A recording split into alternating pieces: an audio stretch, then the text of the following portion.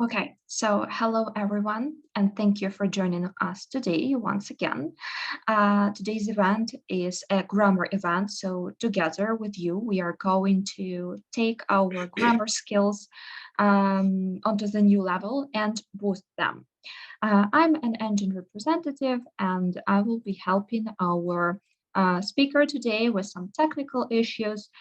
So hope you're going to enjoy this event. And before we get started, I want to make sure that you are aware of some rules to observe during the training. As I have mentioned before, please put yourselves on mute unless you speak, not to create noise and not to disturb other participants. Please remember that we'll have a Q&A session at the end where you will be able to ask all of the questions you are interested in to our speaker. And if during the lecture, during the delivery of material, you have some questions, please feel free to write them in the chat and we will either answer them immediately or go back to them at the end of the training. And we kindly ask you to complete a feedback form after the event because we want to improve the quality of our materials. So your feedback is really important for us. And now let me introduce our speaker today. We have John with us. So I am letting John, just a second, I'm giving him rights of host, and yeah, he will introduce himself and hope you will enjoy our class today. So John, I have given you the rights and I can stop sharing. Okay, great. Well, thank you and dziękuję for all members for joining me today. I'm sorry, I only know a few words of Ukrainian. I'm trying to brush up and get some basic greeting words. But anyways, thank you for coming today. I'm glad I could be here. I thought at the first, I'll just do a quick introduction so you can see who I am. Let's go here. Right, there we go. Hold on. Yes, and slideshow. Okay, my name is John Campbell Larson. My family name is Campbell Larson. That's a Scottish and Danish name. I'm from the United Kingdom, and I was born here in Scotland, the northern part of the United Kingdom. So I'm not English. That's very clear to say. If people say, are you English? No, I'm definitely not English. I'm Scottish. Okay. And since 1995, I have lived in Japan. I live here in Osaka, and I'm a university professor. I teach at the Department of English Studies at Kyoto Women's University in Kyoto. And my research is spoken language and cognitive linguistics. I look at how conversation works, how spoken interaction works. So the kind of grammar that you study for taking a test or something, yes, that's interesting, but also how do people actually conduct conversations? Because I've heard from other people that in Ukraine, students often have a heavy focus on reading and writing and test taking, and not so much experience with conversation and interaction. So I'm hoping that today's webinar, lecture, lesson, whatever you want to call it, I hope this will help you think a little bit about your spoken language. Let me go back here. And very quickly, you might notice one other person on the meeting here. There's my colleague, Cameron Romney. Cameron, would you like to say hello? Sure. Hi, everybody. I'm really happy to be here. I work with John at the university in Japan. I'm from the United States, but I'm just going to let John do his thing today, so I'm just watching. Nice to see you. Okay, so if we need any American input there, we can get that as well. So you've got a you've got a good spread of different kinds of English here. Okay, let me just bring up my slides for today. And if anybody has any questions, please feel to put them in the chat. If my talking is too fast or if my language is too complex, if it's too difficult for you, please feel free to just open your microphone and ask me to repeat, ask me to slow down, anything like that. Okay, let's go to today's presentation. Okay, and slideshow and play from start. Okay, yeah, so let's make a start today. We're going to talk today about showing alignment and agreement. What kind of things you can say while you are responding to what other people say. So it's that second person's response style. So the idea is that during interaction, during conversation, the listener does not sit silently, okay? We have to constantly send signals to the speaker. We don't sit silently to respond. This is a little bit strange because now we're in Zoom and this is exactly what you do. You all sit silently and respond. So in a way, a Zoom conversation is completely different from the kind of interactions that we're used to in daily life, because you are not able to show me those response words and gestures, etc. So when we send signals to listeners, the signals have a variety of different tasks. What we're doing when we respond, we saw something like attention. We have to show the speaker that we are paying attention. Okay, it's quite important that we have to show them I'm listening. We also saw things like agreement. Yes, I think so too. I agree with you. We also have to show understanding. I've understood what you've said, not just I heard it, but I actually understood it.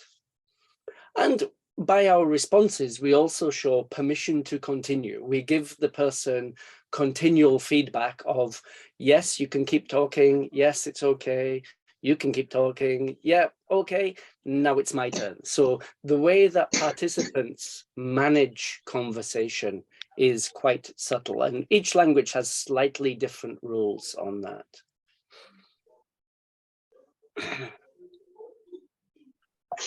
Okay, etc. There are other things as well. So today we're going to look at alignment and non-alignment, and also agreement and disagreement. These are two separate things. Alignment is the idea that we show that we are the same as other people. We've got something in common with them, or else we show that our view, our feeling, our experience is not the same. We can show that we are the same as someone else in opinion. Yes, I have the same opinion. Experience, I have the same experience. Ability, I can do the same as you. Feeling, I feel the same as you. Things we want and things we want to do. Our obligations, things we have to do. We can often show that we have shared ground with the other people, etc. So when we show alignment, a person may give an opinion, something like, I like spicy food. There's an opinion that we can align with. Or we can hear somebody's experience. I have been to that restaurant. Okay, they're talking about their experience of going to that restaurant. Ability, I can play the piano, or I can sing, or I can ski, something like this. The abilities that people have. Feelings, how do you feel? I'm so tired. We can show I'm the same as you. Wants, I want to buy a new computer. Obligations, I have to hand in my homework. And if we want to show a simple alignment, we could say simply, me too. Okay, now I think this is a very basic way to show alignment, to show I'm the same as you. And I'm not sure about Ukraine, but in Japan, a lot of my students use this for every situation. Me too is just the very basic response that students give. And for more advanced level speaking, it's better to have some variety of the speaking there. So let's have a look here at alignment and non-alignment. Now, for English speakers, we've got this concept here of showing alignment if the original speaker makes a positive sentence, like, I like spicy food. We have one set of responses. We can show I'm the same, or we can show I'm different. If the original speaker makes a negative sentence, like I don't like spicy food, I have never, I can't, any kind of negative expression, if we want to show the same and want to show different, we have a separate system there. So let's have a look. Let's take the positive sentence, I like spicy food. So do I, is the response there. Me too is the same, but so do I. Now, if somebody says, I like spicy food, a positive sentence, same, so do I. If you want to show different, if you want to show that your feeling is not the same, then you could say something like, oh, really? Actually, I don't really like it that much. Okay, and notice here that for English speakers, saying I don't like or I don't want, it's kind of a bit too strong. It's very important to use this word here. I don't really like it. Okay, this is a much more conversational and friendly way. It's like, do you like spicy food? No, I don't like it. Oh, okay. John, I'm terribly sorry. Can I ask our participant Nikita to mute yourself, because we can hear, I don't know, either a TV set on the background and it creates some extra noise. Please make sure to mute yourself, please. Okay. I'm sorry. That's no problem at all. I mean, my family might be making some noise in the background here, so I apologize if there's any children. No. It doesn't come from you, but I can hear. Sorry. Okay, right, yeah. When we say I don't like it, to be more friendly and more gentle, it's better to say something like I don't really like. This sounds less direct than I don't like. So, oh, really? Actually, I don't really like it that much. So there's a way to show the same or different for the positive statement. Now, if the statement is basically negative, then the expression something like I don't like spicy food. Neither do I. Okay, so there is the negated form of this, neither do I. Now, I'm not sure whether Cameron will support me on this. Some American speakers say me either. Is that correct, Cameron? Me either or me neither, yeah. Me either, yes. Me neither, right. So right. There are some other versions of that. And notice that the spelling is the same, but the pronunciation may change. Some people pronounce this word as neither, and some people pronounce this word as neither. And there's no real correct way to say it. Both versions are correct. I'm not sure whether it's a British and American division or whether it's something else, but neither do I, neither do I, or maybe me either. Now, if somebody makes a sentence which is negative, I don't like spicy food, and you are opposite, you don't share the same opinion, then you can say, oh, really? Actually, I quite like it. Okay, you're showing that you're not the same, but you're doing it in a friendly way. So notice the discourse markers. If you check the ENGin website, you'll see my video on discourse markers. Words like, oh, really, and actually, these are very important in daily conversation. So in this case, oh, really, it shows that I've heard something new information for the first time. And actually serves to introduce something which is opposite to that which is expected. Actually shows what's coming next might not be what you expected. It's quite an important word to use in English. So we can see there's a 4-space grid: positive same, positive different, negative same, negative different. Okay, let's move on there. Alignment. So I like spicy food. So do I. I have been to that restaurant. So have I. Notice that if the original sentence has an auxiliary verb like have, then that word gets recycled in the response. I have been to that restaurant. So have I. Not so do I. Okay. I can play the piano. So can I. It's the auxiliary verb that gets recycled in the response.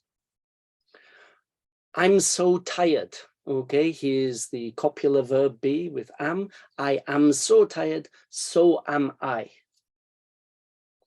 I want to buy a new computer. Notice the main verb here is want. So we use do in the response. So do I. I want to buy a new computer. Yeah, so do I.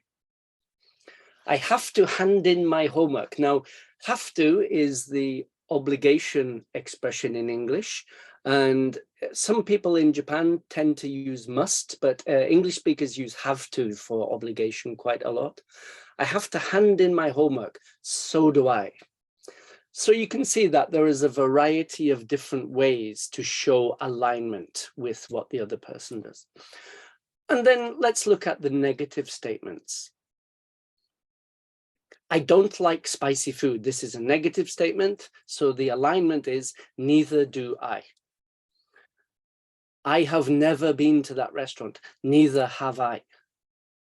Okay, recycling the auxiliary verb have.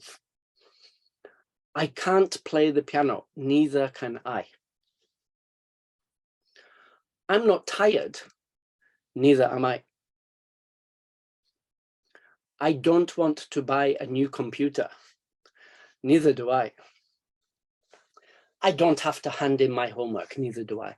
So notice again, the auxiliary verbs can be recycled in the negative sentences.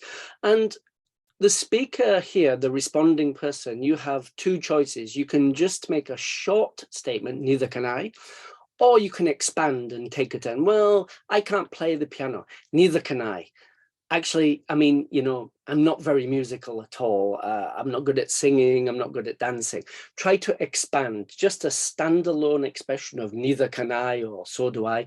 Sometimes it's a little bit insufficient. The idea is you're supposed to add something after that, showing your reason or showing your experience, showing something about why you have this position. Notice that alignment is usually shorter and more direct than non-alignment. So I like spicy food. Yeah, so do I. The agreement, the alignment is done in 4 words only. It's possible to do it very quickly, very directly. But in conversation, if you're showing non-alignment, something which is different, this is in technical terms, it's called a dispreferred response. Then you have to take more time and use more words. I like spicy food. Oh, actually, I don't really like it that much, to tell the truth. Okay, notice that the negative part, not like, is surrounded by a lot of other language to show that you are taking account of the original speaker's feelings. I like spicy food. Oh, actually, I don't really like it that much, to tell the truth. If you said, I don't, 2 words or 2.5 words, this would be in conversation. It's kind of rude and kind of direct. So it's probably best not to express negative responses so directly. Express them in a more roundabout and wordy manner. Our students in Japan often struggle with this because their language is structured differently. Okay, so Maharita, could I ask you now? I think we agreed that it would be nice to put people into breakout rooms and they could maybe practice some of these, using these. So my idea is that members could go into a breakout room with 2, 3, 4 partners, I'm not sure how many, and people can make statements about opinion, experience, ability, feeling, wants, obligations, and the other people can respond using the language that we've talked today. How does that sound? Yeah, that sounds perfect. Let me check. Let me check. I'm sorry, just we had some troubles with our breakout with our Zoom account, so just need to clarify if it's feasible now for us. Right. Yeah. Okay. And just a second. I think Zoom just disabled our capacity to create breakout rooms. I'm sorry for Okay. that now. So sorry for that. Okay. Maybe we can stay here and just exchange some of our ideas here. I'm sorry. Right. Okay. So I'll bring up that slide again, and I would like all participants to think of a sentence, a statement about yourself. You can express your opinion, your experience, your abilities, your feeling about something, something you want, or an obligation you have. Think of something to say, maybe more than just one sentence, and then another person can respond to that. So do we have any volunteers? Anybody would like to say something and another person could respond to it? Yeah, this is May what I? usually... Yes, go ahead. So my first sentence is about like likes and dislikes, and it will be quite simple. I like autumn. You like autumn, okay. Would anybody care to respond to that? Can I, please? Okay, Vasilina. Yeah. So, to be perfectly honest with you, I am not really into autumn because the weather is cold here. So I prefer summer more than autumn. Very nice. That was an excellent, it was a dispreferred response in that you're not aligning, and it was done with lots and lots of words. Would anyone else like to make a statement about abilities, wants, hopes, something, and somebody can respond? Yeah, I think I can. So Yes. can it be about experience? Mm-hmm. Yeah, so I have been to Greece and it was a great trip, I think.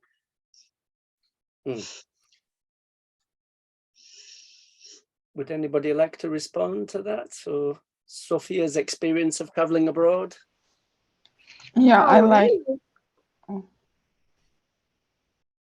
I have never been abroad, but actually, I think that it would be useful for me to boost my horizon on geography and travel somewhere else. Okay, that's nice. And using the word actually was very, very appropriate there. Well done. Okay, does anyone else would like to make a statement about themselves and somebody can respond?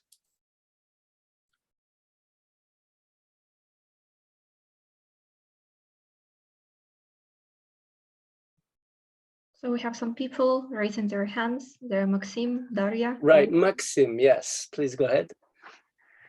Hi, my name is Max. My statement is from all the abundance of music, since quite often I like to listen to country music. Yeah, that's my statement. So Maxim likes to listen to country music. Okay, who would like to respond to Maxim? Neither do I. Actually, I don't listen to country music because I don't understand that music. Okay. Now, I think Maxim's original sentence was a positive sentence. He said he likes to listen to that. So your response was neither do I, which is a negative response showing you're the same as his negative one, which doesn't match. So I think it might be better to say something like, oh, actually, I don't listen to country music. Okay. Yeah. It sounds more rude, like rude. Not rude. It's confusing because Maxim said I like, and you said neither do I, and neither do I matches with a negative sentence like I don't like. So the original speaker says, I don't, or I can't, or I have never.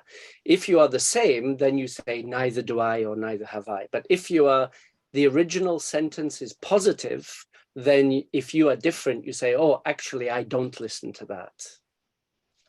Understand, thank you. Oh, okay, great.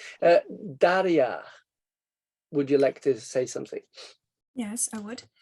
So my statement is, I really like watching K-dramas. K-drama, Korean dramas, okay. Anybody would like to respond to Daria? Actually, I Yeah. also am a big fan of K-dramas. So maybe you could start off, oh, so do I. I'm a big Yeah. fan of K-dramas, yeah.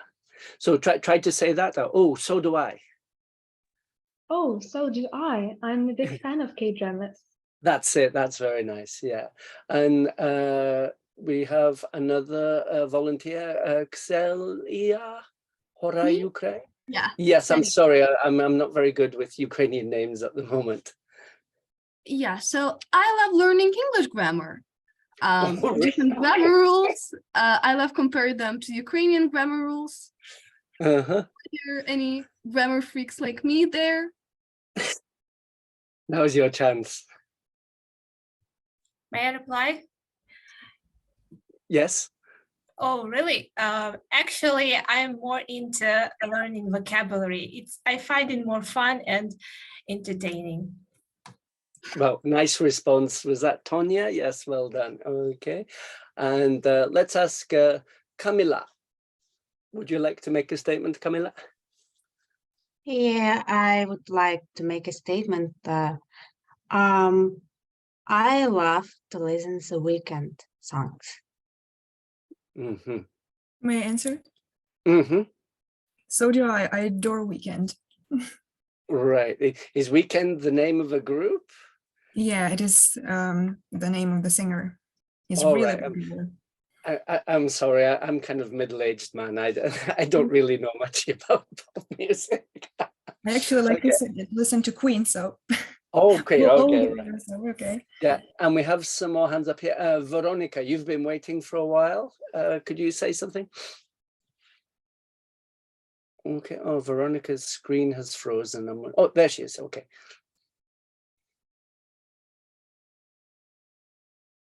Veronica, can you hear me?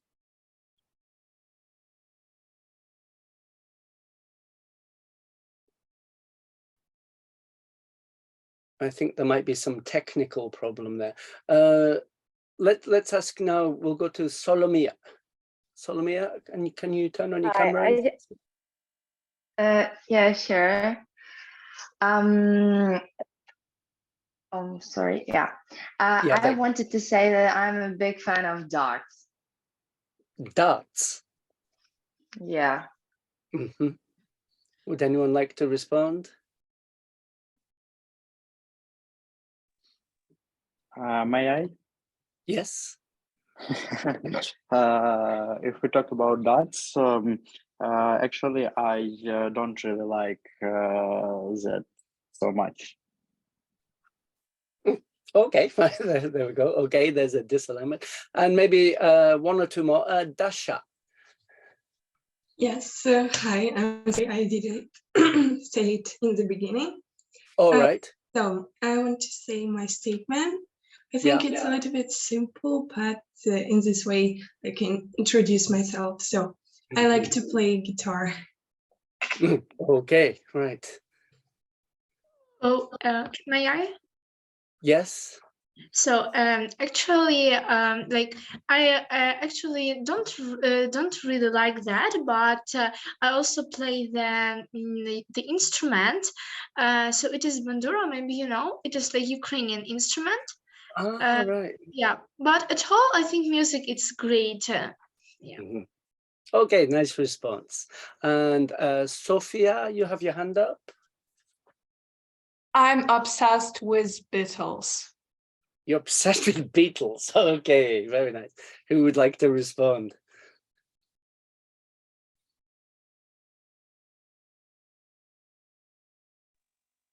Can I? Yes. So I wanted to say that neither do I. Okay, now her sentence was a positive sentence. I'm obsessed with Beatles. The grammar is positive. Yeah. So if you are the same as her, you say, so am I. But if you're different to her, you say, oh, actually, I'm not so into the Beatles. So which is it? Are you same or different? So do I. So do I. Oh, so remember, her sentence was, I am obsessed with the Beatles. So your alignment response is, so am I. So am I. Yeah, that's right. Sure. So in a basic sentence with a simple verb, so do I is okay. But if it's am or have or can or these auxiliary verbs, we recycle that verb in the response. I am obsessed with the Beatles, so am I. Okay? Thanks. There we go. And Veronica, you've had your hand up for a while. Can you hear us now? Yeah, can you hear me actually? Yes, yes. I just wanted to say my statement about experience, and I've been able to be a participant of a remarkable meeting with Poland students. Well, you've got a good experience, right? Who would like to respond?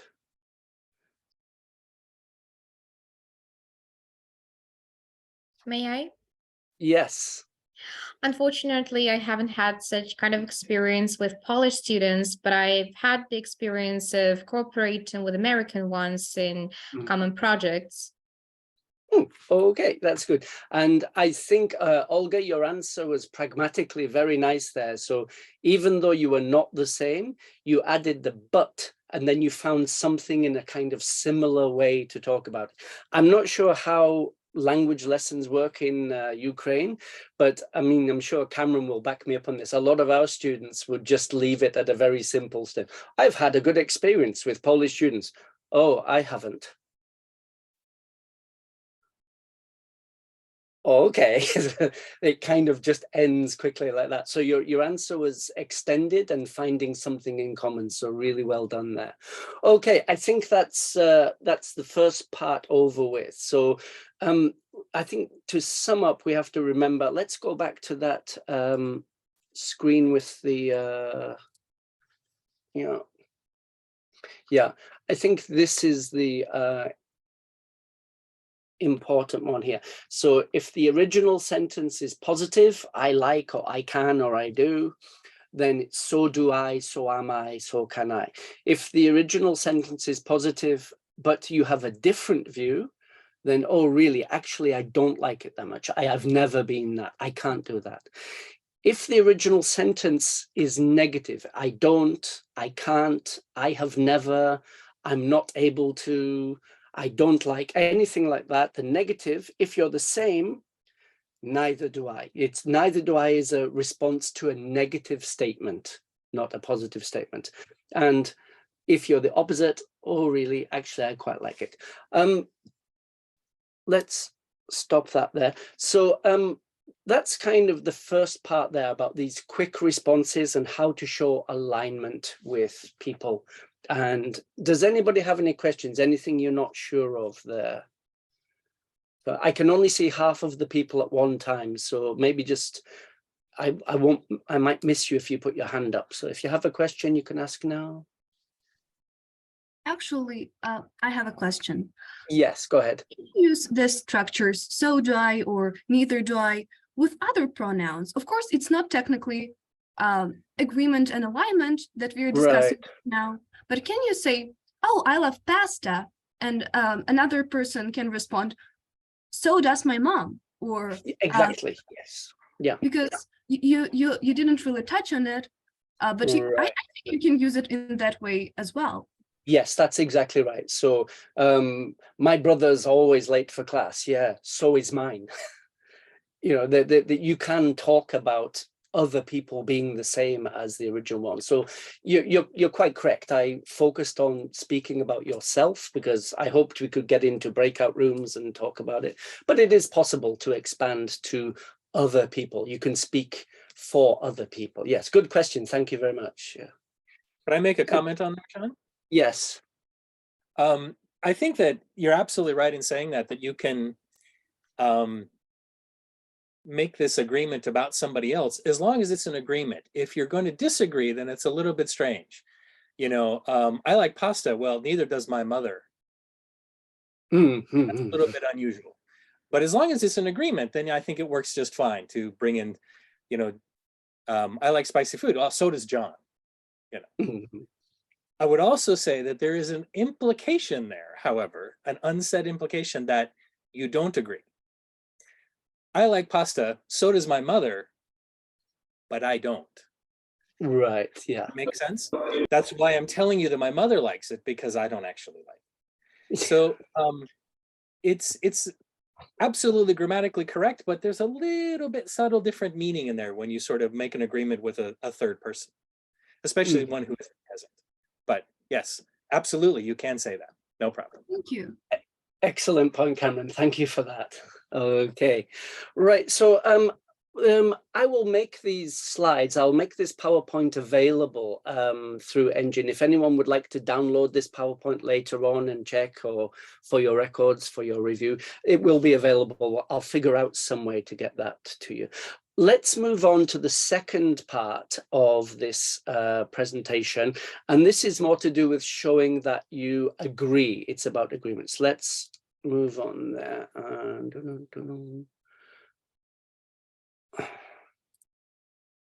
All right, so let's move on through here just a moment. Yeah.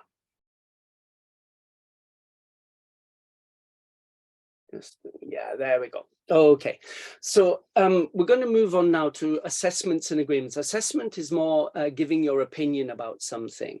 So in conversation, people usually give an assessment of people, places, weather, food, surroundings, etc. And we expect the listener to agree with them. We usually make statements of assessment because we expect agreement. We don't do things that we think other people will disagree with. Now, the way that it's done in English is a little bit different to the way it happens in some other languages. So in English, it is not common to repeat the same adjective that the other speaker used. For example, Speaker A, wow, it's really cold today. Speaker B, yes, really cold. Repeating the adjective cold is unusual in English. It sounds strange and unusual. Now, in Japan, where myself and Cameron teach, this is exactly how you do it. Oh, kyo samui, oh, samui. This is exactly done. And I think, Margarita, is it true that this is in Ukrainian?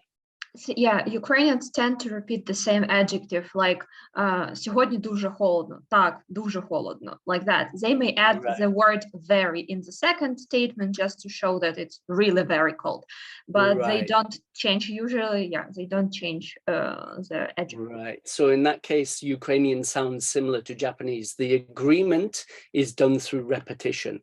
In English, this is rather strange. So let's figure out how English speakers show this. So one common pattern, this is not the only pattern, but one common pattern for the agreement response is to use an upgrade adjective. This is a stronger version of the original adjective. So, for example, cold has the upgrade of freezing. This is a stronger version of this. It's almost always an upgrade. So the reason for these upgrades in English, the pragmatic conversational reason, is to prove that you have heard and you've understood. So Speaker A says, wow, it's really cold today. And Speaker B responds, yeah, it's absolutely freezing. Okay. The underlying system of English language here is, of course, if you did not hear the word cold, or if you do not understand the word cold, it's impossible to upgrade to freezing. So you could repeat, but it sounds like pretending. Now, I'm going to ask you all a very, very challenging question here. When you have been speaking English with people, have you ever pretended to understand when you did not understand? I think most people have that experience. I do it quite a lot in Japanese. I'm in a taxi and the guy's speaking to me and I'm like, oh, yeah, right. I see. I say, so. What's he talking about? No idea. Okay. So it is possible to pretend to understand. So cold, yes, cold, it's just a repeat. But if you upgrade from cold to freezing, this is proof. Because if you didn't hear cold, or if you didn't understand cold, you can't upgrade to freezing. So this is a pragmatic system of the English language. So notice that regular adjectives can be used with very, and upgrade adjectives cannot be used with very. They can be used with absolutely. So the system is like this. A word like cold, you can make it stronger by saying very cold. You can make it even stronger by saying freezing. And then you come to the limit. The absolute top limit is absolutely freezing. Okay. You cannot say absolutely cold, and you cannot say very freezing. Those intensifiers are limited to those two. So, of course, this means extra work for students because you have to learn 2 versions of every adjective. Oh no, I'm sorry for English. Here's a list of some of them. Now, when I give this list to my students, the left-hand side, cold, hot, good, bad, interesting, surprise, the students are usually, yeah, great, got it, no problem, absolutely fine. But the right-hand side, freezing, boiling, fascinating, astonishing, quite often the students are not sure, or they've come across these words for the first time or something like this. Very quickly, let's look at some of these adjectives. So hot and cold, easily enough. Notice that good is the daily adjective, and there is a large variety of English words which are the upgrade. Great, fantastic, wonderful, marvelous. Also for bad, something which is bad. Again, we have quite a variety of upgrade adjectives: terrible, dreadful, dire, rubbish. Maybe that's more British English expression. How was that movie? Oh, it was absolutely rubbish. Very bad. Interesting, fascinating. Awful. Awful, yeah, awful. Awful also is what an American would say. Absolutely We would awful. never say rubbish. Yeah. Yeah. So there's a British English and American English difference. Nice and delicious. Now, I'm not sure how it works in Ukraine, but in Japan, everything that you put in your mouth is delicious. The Japanese love to talk about delicious food. Delicious, delicious, delicious. And what they don't realize is delicious is an upgrade adjective in English. It collocates with absolutely. It does not collocate with very. And also, delicious is confined to the sense of taste.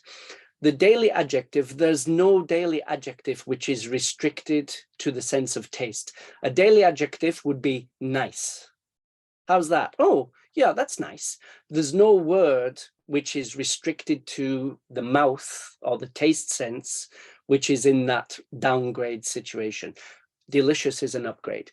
And then for the opposite, when we talk about things which are not nice to eat or to smell or to touch or to see, we kind of have a gap in the daily adjective. You see number 8, there's a space there in that one. Now, something which doesn't taste good, you could say not taste good, but there's no simple adjective. Now, in Japanese, there's simple adjectives there. So words like disgusting, gross, horrible, these are for taste, for smell, for sight, for touch, for general feeling, and we use them as upgrade adjectives. How was that pizza? Oh, it was absolutely disgusting. So, did you see that big cockroach crawling up the wall? Yeah, it's foul, it's gross, isn't it? Something like these upgrade adjectives for negative sensory experiences. Funny upgrades to hilarious, beautiful to gorgeous, ugly to hideous, scary to terrifying. Far, meaning a long way, but there's another story behind that. We don't have time for it. Miles. Oh, can we walk to the station? No, it's absolutely miles. Let's take a taxi. Okay, not kilometers. We don't say it's absolutely kilometers to the station. We say it's absolutely miles to the station. So we use this other measurement system. Yeah. Big has several upgrades: huge, massive, gigantic, small, tiny or microscopic, boring, tedious, loud, deafening, tired, exhausted, sad, heartbroken, happy, overjoyed, delighted. And then here's a few more: embarrassed, mortified, dirty, filthy, crowded, packed, a long time, ages. Oh, we had to wait a long time. Yeah, it was ages. It was absolutely ages before we could get to the front of the queue.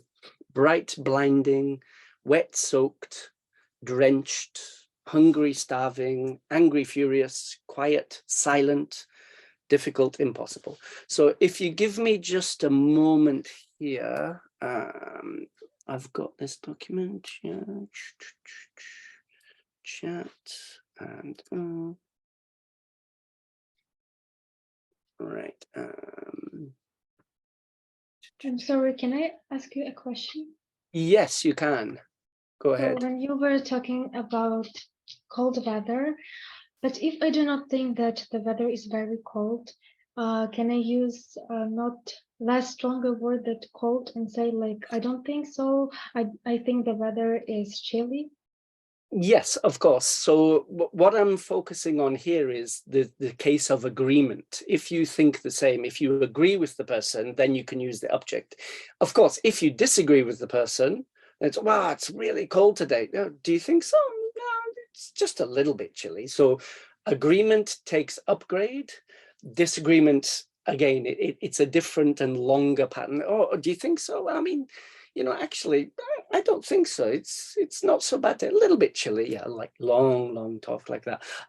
I've uploaded the document into the chat. So if anyone would like to download that list, I'll bring it up here. So just a moment. Yeah. Yeah. It's just this. So I think you can all probably download that from the chat function, and that will give you a list of these daily adjectives and the upgrade adjectives. And you can use that for maybe to brush up your vocabulary so that you can do agreements in a more naturalistic and fluent way. Oh, that's great. Thank you very much for sharing. And there are two people having questions, and including, and I also have a question. And can I ask you? Of course, go ahead. Getting back to that question with nice and delicious. What about the Yes. the adjective tasty? Is it an upgrade adjective, or it's like a normal adjective which we can use? Like it's tasty, yes, it's absolutely delicious. Yes, it's a daily adjective, and it's. Cameron, do you agree? Is it upgrade or daily? I think tasty is upgrade. Oh, You this think- is really good. Yes, it's tasty. That's Yeah. Would it collocate with absolutely? Absolutely tasty. Very tasty. It Very doesn't really tasty. go well with either one. It's just tasty. Yeah, I'm not that's sure. an interesting question, because that's kind of a gray area, I'd say. Yeah, a lot of our students in Japan, they learn this word yummy, and it's kind of childish. Yeah, like I wouldn't say that. A middle-aged man like me is like, "Oh, John, how was the pizza?" Yes, it was yummy. Like, That's baby talk. Yeah. That's baby talk. So like those kind of baby words. So tasty is it's okay. I think it's an ambiguous one, whether it's basic or upgrade. Yeah, I think it's upgrade. Yeah. Okay. Well, Thank you very much. Cameron says yeah. Okay, and the next question from Ksenia, and there was Sophia wanted to ask. So I think Ksenia, you can go next. Right, Ksenia. Yes. Yeah, and I also wanted to say that I think we should be very careful with those strong words, because sometimes they just don't fit the context. Because, for example, when my dog saw me, she was overjoyed, or she was just happy, or or this movie, Yeah, I think what I'm trying to show here is that if the first assessment is oh, that movie was absolutely fantastic, the initial assessment is great. And of course, that means better than just good. It means really, really good, fantastic. But for the responding phrase, how was that movie? Yeah, it was fantastic. It does not mean you're wrong about the level of goodness. Okay, the fantastic there kind of loses its strength, and it's used for this alignment rather than saying you said the movie was good. I disagree that it was just good. I think it was fantastic. That's not what the upgrade does. The upgrade shows I prove that I heard. So it's a good point to make. So we shouldn't be too enthusiastic all the time. But an upgrade in the initial assessment means strong. An upgrade in the agreeing phrase doesn't mean strong. Okay. Do you agree with that, Cameron? Yeah, I would agree with that. And I do take that point that you need to, for sort of common everyday speaking, you know, my dog was overjoyed to see me, does sound a bit like novel talking or something, you know. So my dog was happy to see me, yeah. But I think in this particular context, the point that John is making, in the context of having a kind of conversation with someone where you're sort of trying to get their agreement about something, it's the upgrade that is the skill that a lot of students struggle with, is because they can't quite get there, and they don't quite understand the purpose of these extra adjectives in English. That you look at the dictionary and there's this big long list. It's like, why does English have all these words? This is the reason, because English speakers use the upgrade. So yes, I agree. Yeah. Okay. Thank you for that. Yeah. But good question. I'm really sorry. I just wanted to comment on Ksenia's expression, a statement that some people can get carried away very easily. That means that they can have a lot of emotions, and for them to say something like, "Oh my God, like it was so impressive," something like that, it would be okay, and it wouldn't mean it is something like too much. Mm-hmm. Yeah, that's a good point. Some people naturally have a kind of excitable temperament, and everything is wonderful, fantastic, amazing. Every girl is gorgeous, and some people speak like that. It is a resource that some people use. Yeah. So, however, the thing to keep in mind is that context is everything. You know, it's really about the context. So in some situations, it may seem a little awkward, especially kind of like socially awkward, to use words that are too strong. In other situations, may be perfectly fine. It's all about context. And for our discussion here, in kind of a broad sense, it becomes very difficult to say, well, this, but not that. And it's all about the context. In this case, it's okay. In that case, it's not okay. Yeah. But like all languages are like that. Everything is about the context. Yeah. Okay. Veronica has her hand up. Yeah, I just wanted to ask, do you think it's that bad to use or to overuse these like lame adjectives? I would say good, bad, because like, you know, there are a lot of videos on YouTube. Don't use word good, use this strong adjectives instead. But sometimes, like, I agree that it's kind of confusing because all of the synonyms of good have their definitions and mainstreams, and sometimes you need to think about, again, the context. Or so maybe like you'd better use some like just good, or I'd better learn words to, I don't know, like maybe embellish my speech a bit or make it interesting. Yeah, there is an expression about English ways of communicating, and it's called elegant variation. So it's the idea that if somebody continually uses the same phrases, the same expressions, the speaking can become tiresome. So if people are kind of restricted, everything's nice. Like, nice is one of the most hated words in the English language because people overuse it so much. Everything's nice. The weather's nice. Your new shoes are nice. Your new hairstyle's nice. You live in a nice house. You drive a nice car. Nice. People sometimes get sick of it. So there is a lot of kind of judgment going on about which adjectives you use. So I think at the learning stage, you shouldn't concern yourself too much with these issues. And the focus of today's one is this very specific field of an assessment, giving your opinion of something using an adjective, and agreeing with that assessment by using an upgrade assessment. That's the narrow focus of today's point there. Does anybody else have any questions? May I? Yeah. I don't know if it fits to agreements, but I saw lots of options how to say. For example, one person said, "Oh, it's really delicious soup that I made for dinner," and like the answer can be, "Oh, yeah, I agree. It tastes so great," like this. May person answer like this, for example. I don't know.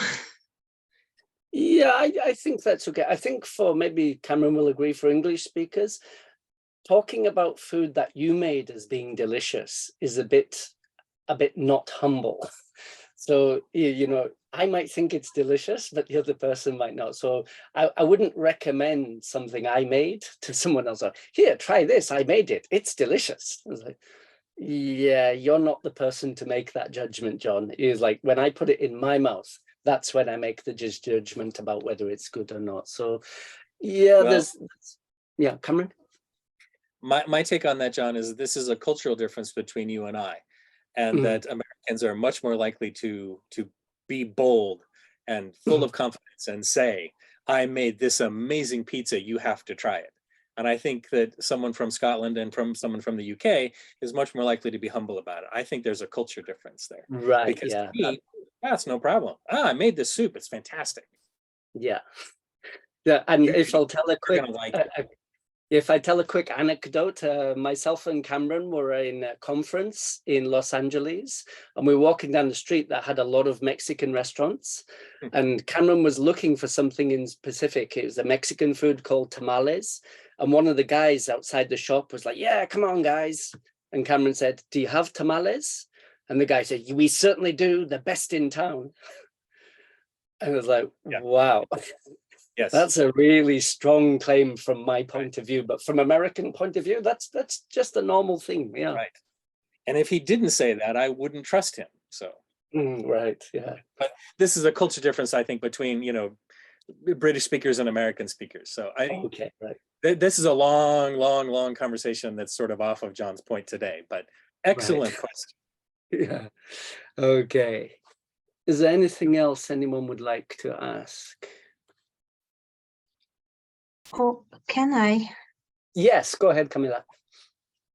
Thank you so much. Could you tell me if I talking with somebody about weather and he say me something like, "Oh, today weather it's so bad," and I say him like, "Oh, it's so awful weather." Doesn't mean like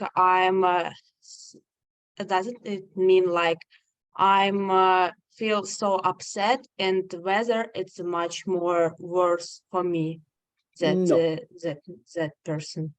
No, I think if he says, oh, today's weather's really bad, isn't it? And your response, yeah, it's absolutely awful. It's not an emotional response from you. That doesn't mean you're sad or unhappy. Or awful sounds like it's kind of depressed, I can't go on living kind of word. No. You're saying, I've heard what you've said. I've heard that you've had a negative assessment of today's weather. I want to show you I also have that negative assessment. Now, I'm not upset. I'm not going to cry. I still see a future in life. Just the weather's not very good. So awful in that case doesn't have any strong emotional term. It's just an upgrade of today's weather's not good. Okay, Camilla? Thank you so much. You're welcome. Veronica has your hand up. Yes. Yeah, I have another question. I truly believe a lot of English students got this advice to use extreme adjectives in order to have more colorful and wonderful conversations. And I mean, nothing wrong with that, but don't you think there sometimes might be some exaggeration? Yes. I think that in intimate talk with friends, in British English at least, maybe Cameron can tell us about American English, we love to exaggerate. It's like, oh, how was the bus this morning? Oh, it was absolutely packed. There were just millions of people on the bus. It's like, really? Really millions of people on the bus? No, of course not. You know, like it's exaggeration and doing something for humorous or friendly effect. You can update, but you are right. Some people might be kind of too dramatic all the time. And as Cameron said, I think it's based on context. Of course, there are not millions of people on the bus, but with a close friend in a relaxed, casual situation, yeah, you could say that. It would be fine. And, you know, this is part of humor of English as well. Cameron, would you have anything to add? I would just say that, you know, you have to remember that language is a very personal thing. And so every person uses it a little bit differently. And there's going to be some people who really think that you need to be expressive all the time and colorful in your language. And then there's going to be some people who think that you don't need to be. And I think what John would like to teach today is just kind of a system for you to be able to make your own decisions about. To bring a kind of naturalness into your speaking. So I'm always a little bit hesitant when anyone gives too much advice about you should speak like this or speak like this. I think it's about personal choice. So I think there are probably, you know, some people who do that, but some people don't, you know, so. Yeah, and to add to that, yeah, to add to that, I think, you know, the context that me and Cameron are in now in Japan, around the world, not many people speak Japanese. Okay, the most number of people who speak Japanese in the world are Japanese. So they have a shared culture, they have a shared language, they have a shared worldview. Our language, English, is spoken by people all over the world. I mean, you know, America, Canada, Britain, Ireland, Australia, New Zealand. There are fluent second language speakers in places like India and Nigeria. So I think from an English language teaching point of view, and also our culture now, is we don't like to talk about this is right or this is wrong, or this is the way that native English speakers say it. You should try to be like native English speakers. That's right. Very not the modern concept of language teaching. The language is so diverse, it's used by so many people in so many different contexts. It's very hard to say, this is how it is, and you should try to be like this. So a language like Japanese, they've got a much narrower base to make judgment. This is what it is, this is what it isn't. But a language like English doesn't have that base. We're very used to hearing people speaking very, very different varieties of English around the world. Sure. Okay. So Maharita, I think that we talked a little bit about doing these two assessment and alignment ones, and then we're going to open it up to more general questions about English. Is that okay for you? Yeah, sure. So we can have this Q&A session about any grammar you'd like to know, Right. any questions you would like to ask for. Hope our participants will have diverse and interesting questions. And this is where me and Cameron get revealed. Oh no, we can't explain our own language. Yes. Okay, Maxim, would you like to ask a question? Yeah, actually, that's a great luck that I'm surrounded by two teachers of English, like professional level of teaching, and I have really kind of hard question that probably you will be able to answer. I hope so. So occasionally, occasionally I come across sentences that are similar to this one that I just wrote to the chat. Right. And okay.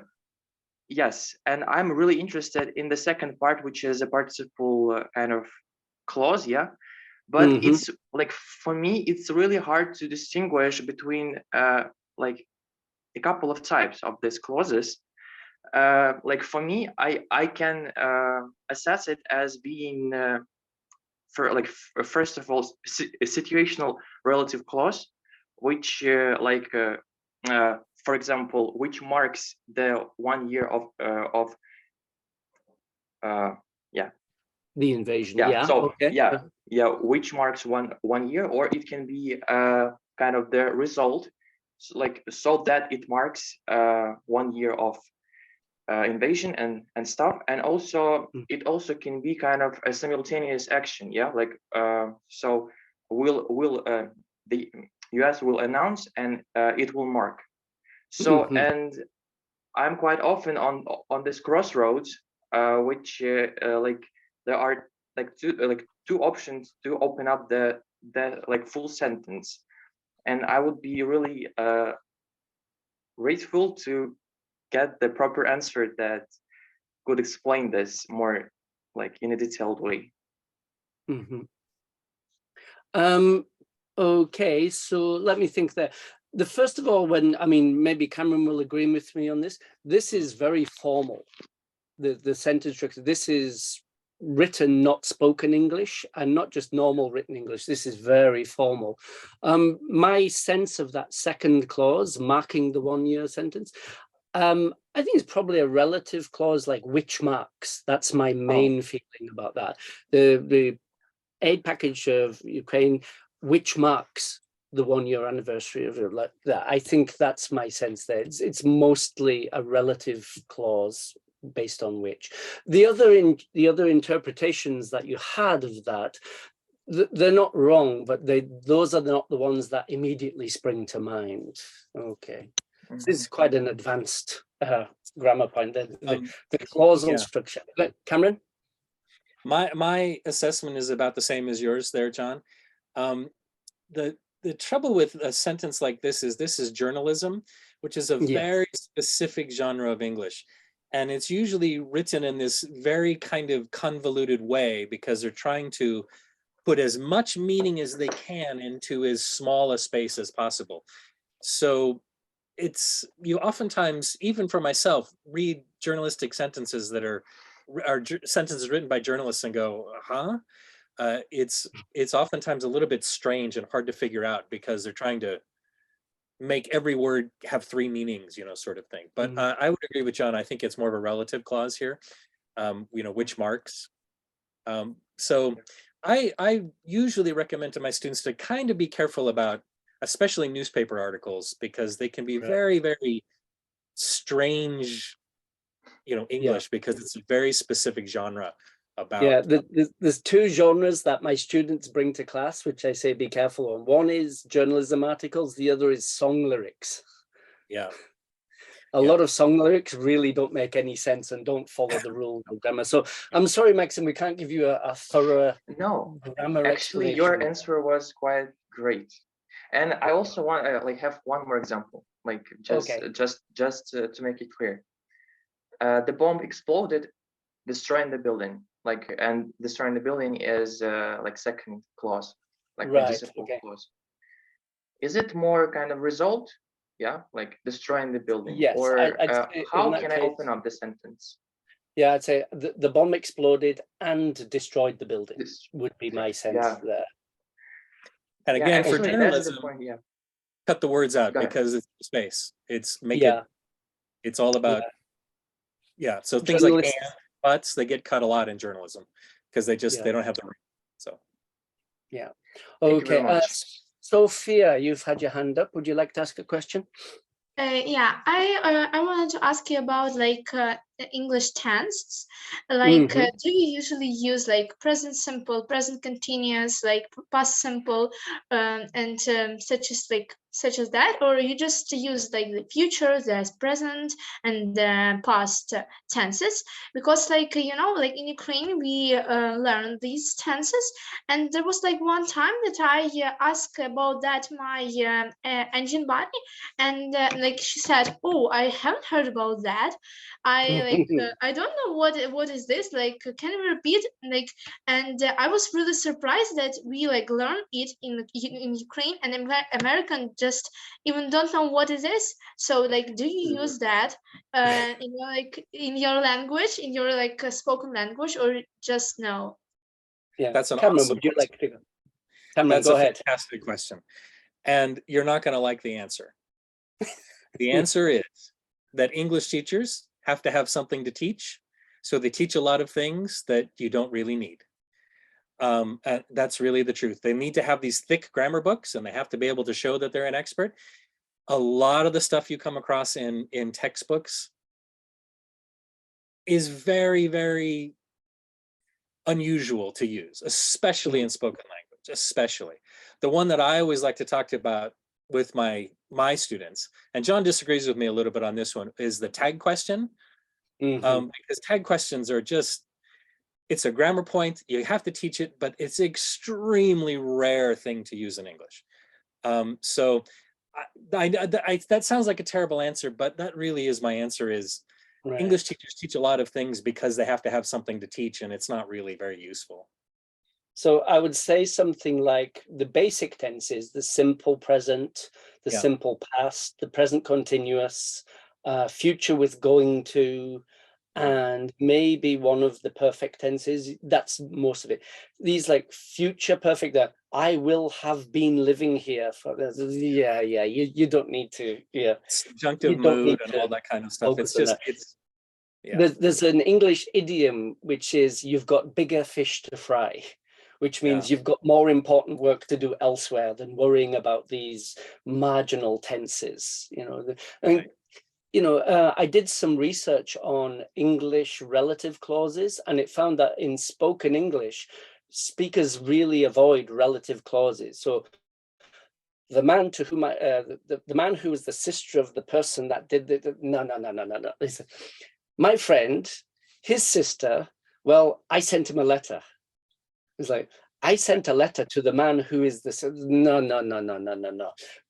Spoken English generally avoids a lot of, especially 2 or 3 iterations of relative clauses, usually just one. And if you can avoid it, yes, that's it. So Cameron's answer is be careful what your textbooks try to teach you. And I, as an English teacher, I shouldn't admit that, but it's true. Shh, it's a secret. Don't tell anybody. Sorry, whoops. Yeah. Okay, and who would like to go next? Tonya, we haven't heard from you yet. Yes, what's your question? Well, I have a question related to today's topic. Okay. You mentioned several intensifiers, very and absolutely, and I just came up with the idea of using other intensifiers instead of absolutely, like totally, highly, extremely. What do you think of it? Yeah, some of them are a little bit more literary than others. Like highly is more academic literary. We wouldn't say like as a highly, absolutely, totally. That's a very good, it's totally freezing. Yeah, that would be fine as well. That's very conversational. That's sounds like, especially younger people's talk. Totally is kind of one of these California young women intensifiers. Totally awesome. Yeah, it was totally, John, you're totally wrong about that. Yeah. You're not even from California, so be quiet. My mother's from California. I know what the California. Well, there you go. Yes, so there are, I focused on very and absolutely, but really fits with the daily adjectives, like really cold, really hot, and totally, completely fits with some of, it was completely freezing last week, There are options. I mean, we don't want to get confusing you with all of the options at the first, kind of bite at the apple, so to speak, but you're right. There's more than choices besides very and absolutely. Right. Okay. Thanks so much. And I also thought about context in which I tend to use these upgrades more than just normal. Like when I want to praise someone and encourage, like to give positive feedback. For example, to my English teacher, I tend to say that it was a fantastic English class.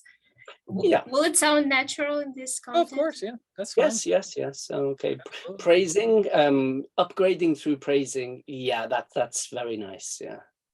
If you eat the pizza that was cooked by someone, and then they, how was it? Oh, that was absolutely delicious, just fantastic, out of this world. You're praising. And also I'd use it by giving somebody a recommendation, like you must watch this movie because it's fantastic. I'm pretty sure that this person haven't watched it yet and hasn't watched it yet, and she or he won't start watching it at the very moment. Like it will be in a while when, and maybe she'll even won't tell me what was her impression. Maybe she'll forget. Right. Yeah. I think recommending, and I mean, this goes back to mine and Cameron's talk about the tamale seller in Los Angeles. You're recommending something, so you upgrade it. You make it better to encourage them to do it. Yeah. Especially in American English. Yes, especially. Who would like to go next? Let's have Daria. Would you like to ask a question? Yes. So continuing the topic of English tenses, I would like to ask, what is the primary difference between continuous tenses and perfect continuous tenses? Because I've had a lot of obstacles trying to differentiate between past perfect continuous and just like past continuous, because the line between the two is quite vague. Right.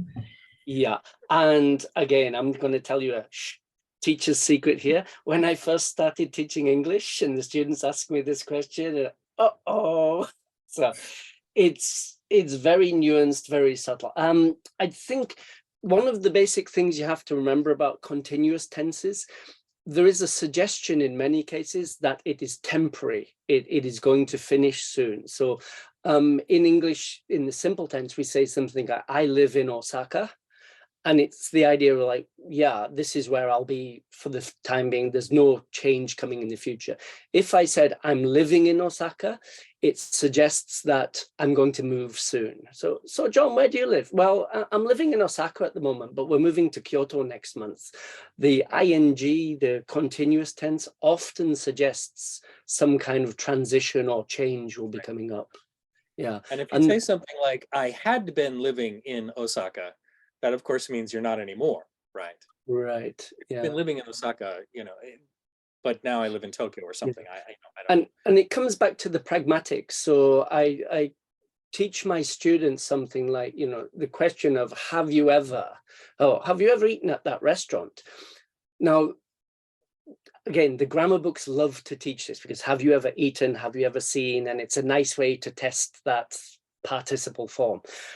Yes, but now we have to figure out why would you ask that? So have you ever eaten at that restaurant might be me introducing the topic of that restaurant because I went there last week and it's me raising the topic of, have you ever eaten at there? Yeah, I was there last week. It's fantastic.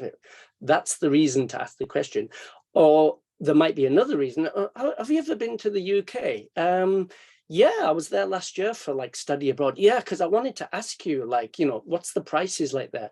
So in that case, the reason I'm asking you, have you ever, is to find out if you have experience, because I want to draw on your experience. I don't know something, and I think you do know it, and I want you to tell me about it. So have you ever eaten at that restaurant? Might be me saying, I want to talk about that restaurant because I was there last week. Or it might be saying, I'm thinking of going to that restaurant.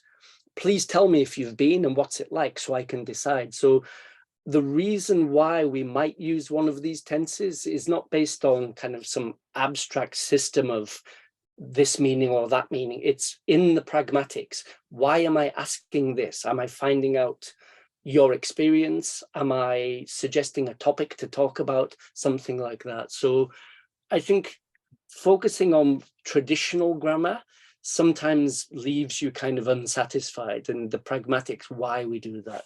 Does that help at all, Daria? Yes. Still, I would like to ask about the difference between I was living in Osaka as opposed to I had been living in Osaka. What is the difference between the two still? Yeah, that's an excellent question. And what I was going to say is the truth is I probably would be more likely to use the past continuous, but not the past perfect continuous. I don't think I would say I had been living in Osaka. To me, the meaning is basically the same, but perhaps I want to stronger emphasize that I'm no longer doing the thing. Therefore, I use the past perfect. But that's a very, very subtle kind of difference, I think. Yeah.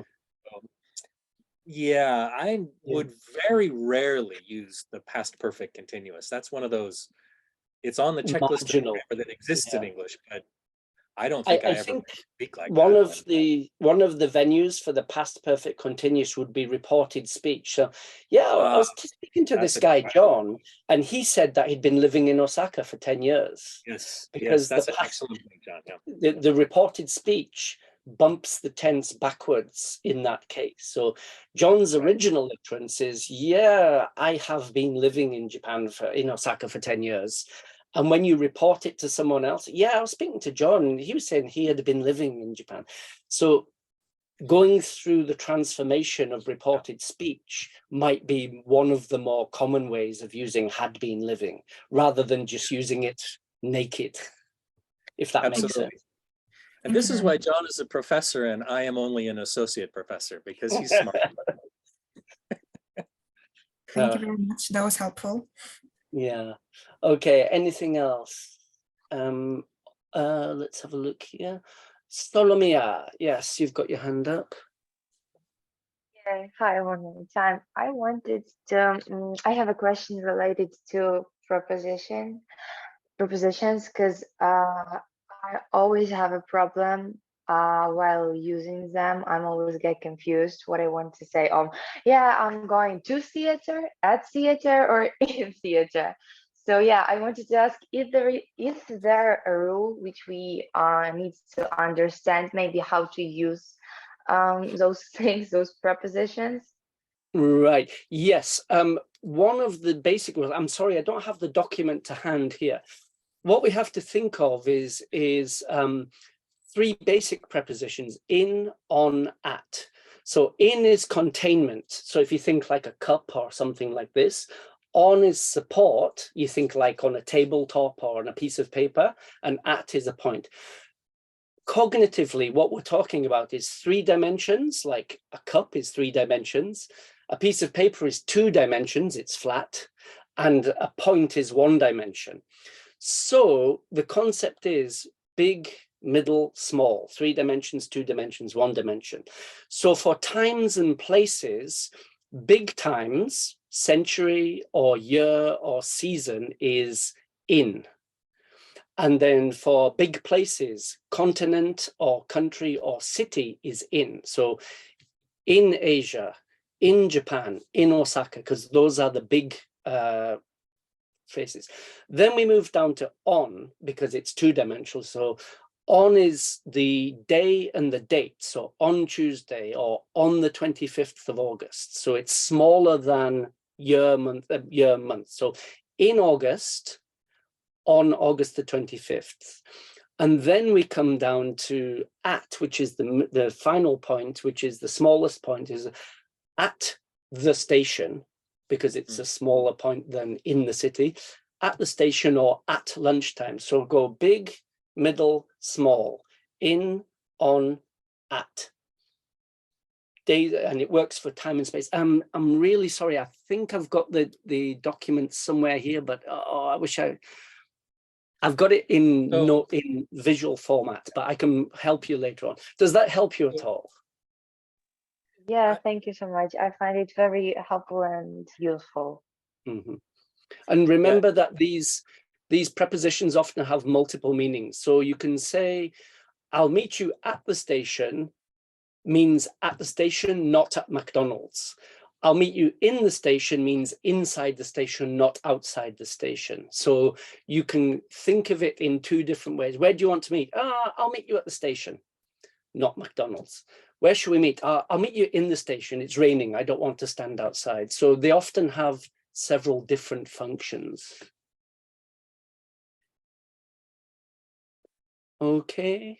So what I would say is there is, as John is trying to explain, there's a kind of a cognitive basis for why different prepositions are going to be used in different situations.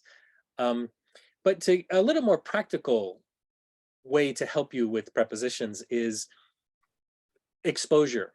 That it just really becomes a question of the more you hear it and the more you read it and the more you see it, the easier it is for you to begin to sort of like remember which one to use in what kind of situation, is a little bit like muscle memory. So there we go. Okay, go ahead, John. So, yeah, there we go. In, on, at. Sorry, yeah, there's an idea there. In, on, and at. There's 3. So time and place, time and place, time and place like that. Sorry, just to interrupt you. That was a visualization of it for those who think in visual terms. Yeah. Sorry, Cameron, go ahead. I think I was done. All right. Okay. Okay. Yes. I think we're coming to the end, but we can take a few more questions. Olga, yes. So again, I've been working as an English tutor for 2 years already, and every now and then such idea comes to my mind that with all of this, free webinars, free English courses, study buddies, like teachers, teachers are the ones who just ask money for something that people can get for free, and as you claim today that they teach something that is not really important. So could you please give some sort of advice, or that how you see that, how for a tutor to be efficient for their students? Good question, Cameron. Wow, what a question. That hot potato to you. Wow. Okay. Goodness. Look, I haven't done any tutoring in a long time. Earlier in my career, 20 years ago, I did a bit of that. As a professor, John and I have a kind of a different job. But I would say that the most important thing, I think, is be sincere. And I think be honest with the students that you're working with about what you know and what you don't know. Because I think that sometimes people were get afraid of, well, I'm not really sure about this, therefore I better make something up, or I better confuse them because then they'll think I'm so smart. I think if you're just sincere and you're honest, students pick up on that, and they can sort of feel that you are being helpful because you're being cooperative. You have their best interests in mind. And certainly one piece of advice I give you, do not feel afraid ever to say, I don't know. Yeah. I'm not sure about this. I've got no idea, because I've got a library full of linguistics books, and some of the brightest brains in the world are still puzzling on these questions. I'm reading, for example, there's a book on mass and count. The mass and count distinction in English, it is not easy. As a native speaker, I can do it, but it's not easy. Yeah. So I think you can say, I don't know, but I'll find out. And I think students respect that. So, yeah. Oh, thank you. You're welcome. And who else? Olya, we've not heard from you yet. Would you like to ask a question? Yes. I want to thank you and Cameron for this meeting, because it was so useful and I learned more, and I would use your tips and advice. Well, thank you very much for that. It's our pleasure. And happy to do it. When I heard about the ENGin program to help Ukrainians at this terrible time, I thought I have to be involved in this. I'm too old to do anything else, but I can teach. So that's what I can do. I can teach, and I'm happy to do so for Ukrainian people. I think, are we almost done there, Marita? I think we've got 2 more questions that I can see. There's Alex. Okay. Alex and okay, Alex, go ahead. Okay, I wanted to ask about the word, the correct usage of word utterly. Utterly. Because it's so much controversy about this. I think utterly is an intensifier, and it's used for negative expressions. So utterly terrible, utterly fantastic, not so much. I think mostly it collocates with negative, utterly disgusting. Utterly devastating, something like that. Utterly devastating. So I think it's intensifier for a negative situation. Yeah, it's an intensifier for a negative situation, and I think it collocates with upgrade adjectives like utterly cold. No. Yeah. So I think if you said it's absolutely freezing, then you're saying, that the level of cold is low. But if you said utterly freezing, it means, I'm starting to suffer health problems because of this. Right. Yeah. It places a negative personal response on that. And Veronica, okay. I also wanted to thank you all, and I wanted to ask, as you are teaching, what are the most common mistakes students usually make? Let's say 3 common mistakes. Well, we teach in Japan, and I think there are some things that Japanese people have in common with Ukrainians. One, Japanese doesn't have articles like the and a. Yeah. And I think Ukrainian doesn't have articles. Is that right? Yeah, definitely. Yeah, right. And I also was struggling with articles.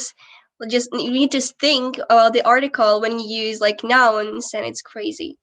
Right, yeah.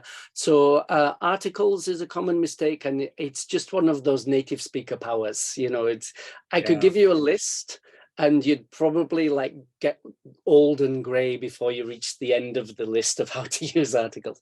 So articles, also the copula, because I think Japanese is like Ukrainian in this, that you don't use a copula verb. So in English, we say, I am a teacher. And in Ukrainian, you say, я вчитель. Is that correct? Yeah, я вчитель. Я вчитель. Yeah, right. So I apologize to the ears of all of the Ukrainians present now for my terrible attack on your language.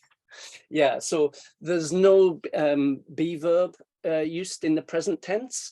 So often our students in Japan miss that out, or they use it when they shouldn't use it, and they don't use it when they should. So articles that, and for our students, but I don't think Ukrainians have so much of a problem with this, is singular and plural forms. So in Japanese, it's perfectly fine to say, I bought book. And it might be 1, it might be 2, it might be 5, it's not specified. But in English, it's impossible to leave it unspecified between singular and plural. You have to say, I bought a book, or some books, or these books, or 2 books, or something. You cannot leave it without single or plural marking. But in Japanese, you can, and our students always have trouble with singular and plural marking. I think Ukrainian has singular and plural marking, yes? Yeah, we differentiate between singular and plurals. We create them in a little bit different way, but usually students do not struggle with them so much. Right, okay. So the problems our students face, some of them might be similar to the problems your students face. Going away from simple grammar and vocabulary, I would say that if you watched my video on ENGin a few weeks ago, discourse markers, words like, well, you know, I mean, like, you know what I mean, something like that. These real fluency markers. Our students not only don't use them, they use Japanese ones in their speaking. So I can't recommend strongly enough that you get in the habit of, you know, like, yeah, speaking, I mean, like, even if you got some trouble and you can't, you know, like, get it out, it's much better to, you know, like this. That's an okay way of speaking. It's not perfect, of course, and students sometimes overdo it or underdo it, getting it just right, but using discourse markers is a key concept of fluency. If your vocabulary and grammar is really high, but you don't have discourse markers, your speaking sounds kind of a little bit robotic. But if your speaking grammar and vocabulary is a bit patchy, but you're using discourse markers well, your fluency level is much higher. Yeah. As for me, you know, it's a hard question because I'm not. What did you say there, Cameron? As for me, you know, good discourse markers. Well done. Thank you. I was trying to show a good model. Yeah. I'm not so concerned about little mistakes. No. So I'm not worried about plurals. I'm not worried about articles. I'm not worried about agreement, inflection, any of this kind of thing. I don't really concern myself so much with that. For me, the biggest mistakes that students can make is, number one, being afraid of making mistakes, because you're going to make mistakes as a second language learner or a second language user. And if you're too concerned about trying to be perfect, you're not going to be able to get ahead, because you just have to get in there and just do your best. And sometimes it's going to be a little awkward. That's okay. That's fine. So the number one mistake I think that students make is not trying because they're worried about making mistakes. Don't worry about it. I mean, you're not going to fool anyone into thinking that you're a native speaker of English. And that's not your goal, to become a native speaker of English. That's a good point. Your goal is to become a proficient user of English. And as a proficient user of English, maybe you're going to miss an or a the. That's okay. And anybody who judges you for that is not somebody that you want to have anything to do with. That's somebody who doesn't know what they're talking about. So good point. Just don't worry about the little mistakes. That's the big mistake, is worrying about the little mistakes. Does that make any sense? Thank you very much. Yeah. I think we have a question in the chat too about phrasal verbs. Yeah. Ah, right. Yeah. During my session with my buddy, he's from the US, California, I've noticed that he uses a lot of phrasal verbs, much more than I was taught and tend to use. My question is it necessary to use a lot of phrasal verbs to sound more natural and fluent? Is it necessary? No. Is it common? Yes. Yeah. Especially for Americans. We love the phrasal verbs. Love. John, you do too, though, I would say, British speakers. Yeah, I'd say so. Phrasal verbs. My advice with phrasal verbs is don't try to come up with some big system and table of something. Notice the really, really common ones for daily use. A lot of phrasal verbs are connected to doing things here and now. Yeah. Now, a long time ago, I studied German, but I was studying it in the UK. So I was studying from a textbook. So I knew all of these high-level academic, historical, philosophical words, but I didn't know words like, get on the bus, because the textbook didn't teach them, and I wasn't living in Germany. So I didn't know how to say, like, ich muss den Bus ansteigen, steig den Bus. Oh God, I can't remember, because I wasn't living there and I didn't need them for the daily life. There's a small core of really, really here and now phrasal verbs like pick up, put down, turn over, get on, get off, put away. These really, really here and now verbs that you should build up a small list of words that you're going to need for daily life. That would be my advice. I'm going to make a video for ENGin on phrasal verbs. It'll come out sometime. Thank you very much. Thank you very much. And let me, on behalf of our whole ENGin team, express my sincere gratitude to John and Cameron for your great presentation and engagement you provided to all of the participants today. It was very, very, very useful. It was really engaging, interesting, and we really learned a lot. And it was a really friendly, great atmosphere, and I'm super happy to have this time today with you. Thank you very much. Hope to see you in other ENGin events in the future. Thanks very much for your contribution. Well, I would like to say thank you to you and all the team at ENGin. You're all volunteers. It's working for an NPO, so it's great work that you do, and I think it's really important. And also thank you to the students today. Engaged. Like, I'm really impressed with your level of English. Really impressed. Well done, everyone. Yeah. And I absolutely thank you guys for, I mean, I wasn't even supposed to be here and I forced my way in. But John and I we're kind of language nerds, we sit around and just talk about this amongst the two of us all day. So for us, at least I'm speaking for me, this has been a great pleasure. This has been so much fun for me to talk about this. I love this stuff. This stuff is just what makes life living. So I'm happy to come and sit with you guys for an hour and a bit and talk about the fascinating thing that is language. Okay. So thank you for letting me have some fun on a Saturday evening. Oh yeah, it's a Saturday morning in Ukraine, so we have there's some difference. It's getting dark here now. Okay, so thank you very much once again, with all my heart. Have a great evening. Goodbye. Thank you very much, all our ENGin participants. Hope to see you in other events. Goodbye. Have a great day. Bye. Thank you.